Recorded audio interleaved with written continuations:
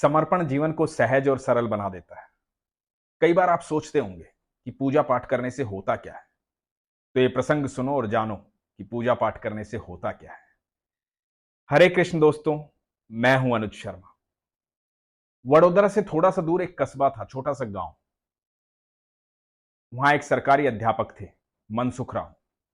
बच्चों को पढ़ाते थे, ठाकुर जी के अनन्य भक्त थे, भगवान की बहुत आराधना करते थे, स्कूल में भी पूजा पाठ करवाते थे। हर पूर्णिमा को भगवान के मंदिर जाते थे। वहां गांव से ट्रेन पकड़ करके उन्हें जाना पड़ता था शहर में, वडोदरा। तो पूरा दिन लग जाता था। उस दिन वो छुट्टी करते थे, और जिस दिन वो छुट्टी करते थे उस दिन बच्चों को समझा कर जाते थे कि पढ़ना क्या है। बच्चों को इतना पढ़ा रखा था, इतना तैयार कर रखा था कि वो एक दिन ना भी आए तो बच्चों का काम चल जाता था। लेकिन गांव के लोग इस बात से जलते थे, चिढ़ते थे कि हम तो फीस भरते हैं, लेकिन ये मास्टर जी जो हैं यहां से चले जाते हैं एक दिन छुट्टी लेकर के। ये तो बड़ी गलत बात है। लेकिन ये सिलसिला चल रहा था। भगवान का भजन करना, भगवान का नाम लेना, बच्चों को वही सिखाना, उनकी पढ़ाई करवाना, और हर पूर्णिमा को ट्रेन पकड़ना और ठाकुर जी के दर्शन करने चले जाना। गांव वालों ने शिक्षण अधिकारियों को शिकायत कर दी। कहा कि मनसुख राम जी स्कूल छोड़ करके कहीं चले जाते हैं, पूरा दिन स्कूल में नहीं रहते हैं, बिना बताए छुट्टी लेते हैं। तो गांव में शिक्षण अधिकारी आए जांच पड़ताल करने के लिए। स्कूल में गए। जब स्कूल में पहुंचे तो देखा मनसुख राम जी वहीं थे, बच्चों को पढ़ा रहे थे। अधिकारियों ने एक दो सवाल पूछे बच्चों से, बच्चों ने बड़े अच्छे से जवाब दिए। शिक्षण अधिकारी बड़े खुश हुए, बच्चों के तौर तरीके देख करके, उनके संस्कार देख करके, उनका अनुशासन देख करके। मनसुख राम जी को बधाई दी, बच्चों को इनाम दिया। अब गांव वालों को लगा कि ये क्या हुआ, हम शिक्षण अधिकारियों को ये बोलना भूल गए कि वो हर पूर्णिमा को जाते हैं। तो इस बार शिकायत करेंगे तो बताएंगे कि हर पूर्णिमा को जाते हैं। तो कुछ दिन बाद गांव वाले फिर पहुंचे शिक्षण अधिकारियों के पास शिकायत करने के लिए। बोले कि देखिए, हम बताना भूल गए थे कि वो हर पूर्णिमा को स्कूल से गायब होते हैं। कहां जाते हैं किसी को नहीं पता, स्कूल नहीं आते हैं, बच्चों के परिणाम बेकार आ रहे हैं। शिकायत करके आ गए गांव वाले। अब इस बार पूर्णिमा पर शिक्षण अधिकारी आ गए सुबह सुबह, और इधर मनसुख राम जी सुबह की ट्रेन पकड़ करके ठाकुर जी के दर्शन करने चले गए थे।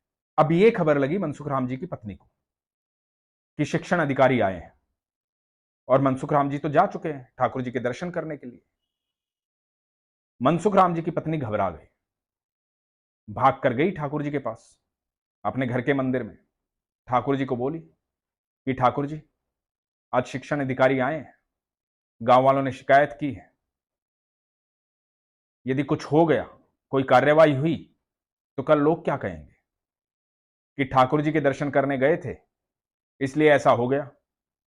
अब देख लो, आपका और आपके भक्त का मामला है, आप कैसे संभालेंगे ये आपके ऊपर है। बस बेइज्जती नहीं होनी चाहिए, बाकी आप देख लीजिएगा। ठाकुर जी से शिकायत भरी प्रार्थना की। अब प्रार्थना हो गई, इधर शिक्षण अधिकारी स्कूल पहुंचे। जब स्कूल पहुंचे तो क्या देखते हैं, वहां पर मनसुख राम जी बच्चों को पढ़ा रहे हैं, भगवान का नाम जप रहे हैं। शिक्षण अधिकारी जी देख करके प्रसन्न हो गए। जब मनसुख राम जी की आंखें खुली, बच्चों की आंखें खुली, और शिक्षण अधिकारियों को देखा, तो मनसुख राम जी बोले, अरे महोदय आप, अरे आप बता देते तो मैं आपके आने के लिए तैयारी कर लेता। तो शिक्षण अधिकारी बोले, ऐसी कोई बात नहीं, हमें तो बहुत अच्छा लगा आपको देख करके, आप शिक्षा के साथ साथ बच्चों को संस्कार भी सिखाते हैं, ये तो बड़ी अच्छी बात है। फिर से शिक्षण अधिकारियों ने मनसुख राम जी और विद्यार्थियों को इनाम दिया। गांव वाले चुपचाप देखते रह गए कि आज ये कैसे हो गया। मनसुख राम को कैसे पता लग गया कि आज शिक्षण अधिकारी आएंगे, हमने शिकायत की, ये यहां विद्यालय में कैसे उपस्थित है, आज क्यों नहीं गया ये। गांव वाले चुप थे। शिक्षण अधिकारियों ने विदा ली, विदा लेकर जाने लगे। थोड़ा ही दूर पहुंचे थे, देखा सामने से मनसुख राम जी आ रहे हैं, और मनसुख राम जी ने शिक्षण अधिकारियों को देखा, भुचक्के रह गए। मनसुख राम जी बोले, कि साहब आप आज आपको आना था तो बता देते, मैं ठाकुर जी के दर्शन करने नहीं जाता। तो शिक्षण अधिकारियों ने कहा कि मतलब समझे नहीं, आपसे मिले तो थे अभी हम, आप यहां कैसे, आप तो विद्यालय में थे। मनसुख राम जी ने कहा कि क्या मतलब। तो शिक्षण अधिकारियों ने कहा कि हम आपसे मिले थे, आप विद्यालय में थे, विद्यार्थियों को पढ़ा रहे थे, आप यहां कैसे। मनसुख राम जी समझ गए, ये मेरे ठाकुर की लीला है।